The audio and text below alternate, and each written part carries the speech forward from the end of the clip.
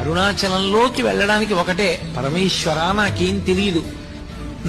నాకున్నవన్నీ పాపాలే,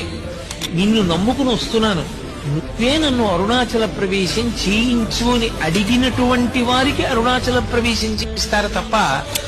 అహంకృతితో కొంచెం డాంబికంగా బయలుదేరితే అరుణాచలంలోకి వెళ్లరు అని జ్ఞాన సంబంధనాయనారంతటి మహానుభావుడు వెళ్ళలేకపోయాడు, దొంగలు కొట్టేశారు. అరుణాచలంలోకి వెళ్ళడానికి ఒకటే, పరమేశ్వరా నాకేం తెలియదు, నాకున్నవన్నీ పాపాలే, నిన్ను నమ్ముకుని వస్తున్నాను, నువ్వే నన్ను అరుణాచల ప్రవేశం చేయించు అని అడిగినటువంటి వారికి అరుణాచల ప్రవేశం చేయిస్తారు తప్ప,